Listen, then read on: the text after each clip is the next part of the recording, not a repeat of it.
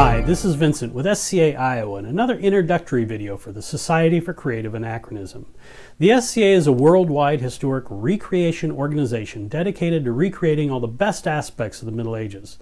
Anything that was made, used, consumed before 1600, we have friends who enjoy learning about it, exploring it, trying it, teaching others about it. It's a way to explore history hands-on. This happens at a variety of different local meetings and events held across the country and around the world. And one of the most memorable things about our weekend events is the fact that everyone participating at them is wearing an attempt at historic clothing. That's one of the key requirements for participating at these events. So if we want to invite you to participate at these events, we need to give you a few hints to get started on your path towards your historic clothing wardrobe. Now, one of the best ways we can do this maybe is to start out by dispelling some misconceptions about our requirements for historic clothing. One of the first misconceptions that we can dispel with this is the fact that you need an attempt at historic clothing before participating at all. But like I said, the requirement for historic clothing, this attempt at historic clothing, is for the weekend events, not for your local meetings. You can participate online or at home by working on projects or at your local meetings without having to worry about an attempt at historic clothing. And the nice thing is that you have friends waiting for you at these local meetings to help you get started on your path, to give you some advice, some hints, and maybe even loan you some garments so you'll have that attempt at historic clothing to attend these weekend events. One of the other misconceptions is that all of this historic clothing needs to be museum quality reproductions. I understand how people could get this misconception because when you attend some of these events, you see people wearing things out of their wardrobe that they've spent years working on. So they look like they've stepped out of a painting. But that's not the requirement. The requirement is an attempt at historic clothing to get started. Because one of the key things here is having fun, and part of the fun is learning and personal growth and improving over time.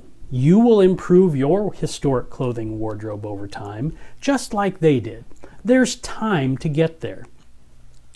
One of the other misconceptions is that your historic clothing needs to be historically accurate. Well, that is kind of a loaded term. Because really, historic accuracy is kind of on a spectrum, isn't it? You do have some things that are absolute fantasy, that never existed at all. But you also have many garments that we see in movies and TV programs that are inspired by things from history, but have a few things about them that are wrong.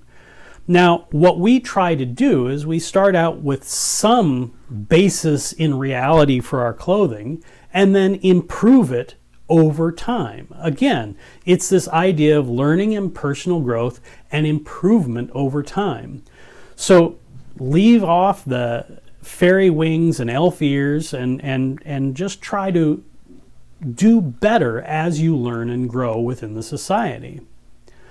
One of the other misconceptions is that you need to have all of this stuff in place before you get started.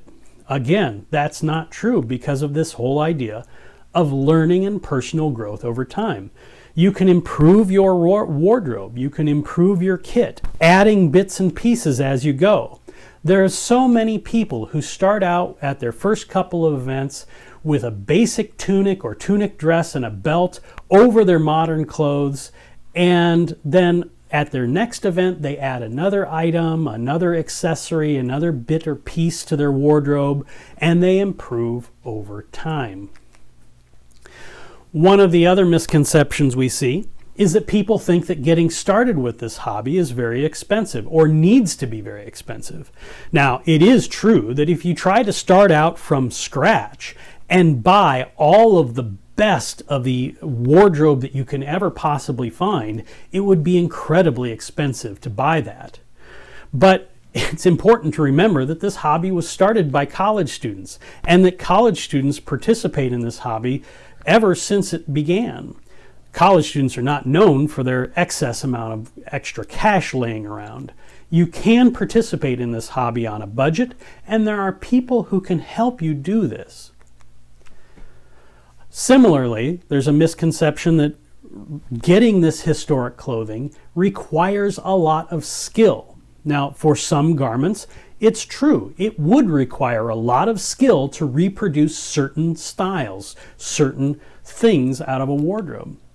Now, there are other people who never develop these skills at all because they just buy something to wear. And this is a solution that many people have been taking advantage of when they've been joining us in recent years. And the rest of it, again, goes back to that idea that you can develop these skills over time. Start out with something basic, and then you'll learn how to make a more complex garment as you go.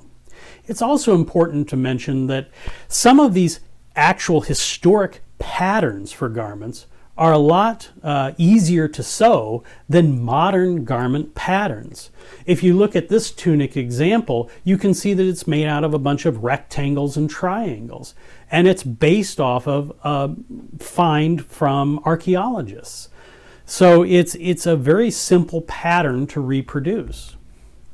Now, if we're actually talking about how you can get started with your historic wardrobe, we can say that if you have some idea about a culture, a time period, or a style that inspires you, it can help us get a jump start.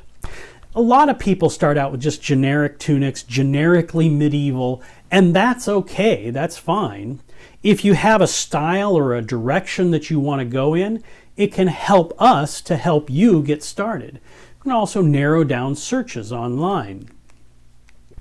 We do know from experience that there are 4 common paths that people take to find their historic clothing. These include using something that you already have, borrowing something, making something, or buying something. Using something you already have often applies to people who participate in Ren fairs, LARPs, or other historic recreation organizations. If you have something that looks vaguely historic, it will probably work for you to get started in. Again, leave off the elf ears and the fairy wings, and that's probably good enough. You can also borrow something, and there's a couple directions you can go in with this. Quite often you'll meet new people and they may have something to loan you for your first couple of events to help you get started.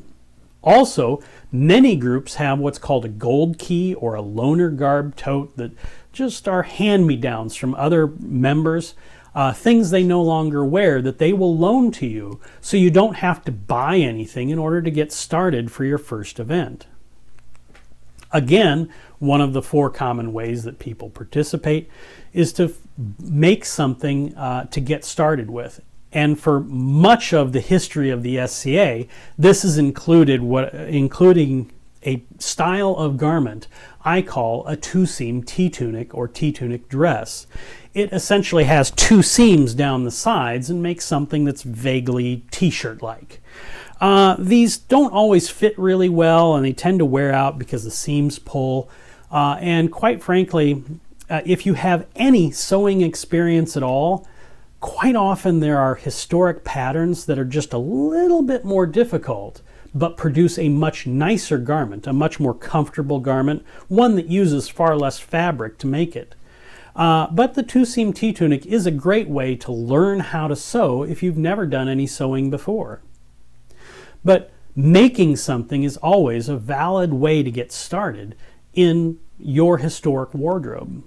Finally, one of the ones that our members often forget to mention is that now more than ever you can buy garments made for historic reenactors or Ren Fair participants online. The tan tunic you see here was actually just purchased off of Amazon, and it was fairly well made. It is a pretty quality tunic, and it would last for many years of use. Unfortunately, there are also vendors that sell other garments. This one has quite a few things that are wrong with it, similarly purchased online, and quite frankly it's so thin I think you might rip it apart when you tried to put it on for the first time. It's a Halloween costume, but it still works. It is still an attempt at historic clothing, and it's relatively inexpensive. It's important to keep in mind that you're assembling building blocks to build up your wardrobe. So you'll buy bits and pieces or make them or learn, borrow them or however you end up with it. And you'll add to these over time to build up different outfits, different combinations that will work for you. However you end up with your attempt at historic clothing, it's the one real big requirement in order for you to show up to these weekend events for the Society for Creative Anachronism. The real fun happens once you walk in the door. Once you have your historic outfit on, you sign into the event, and you can discover the adventures that people are having as they explore history hands-on.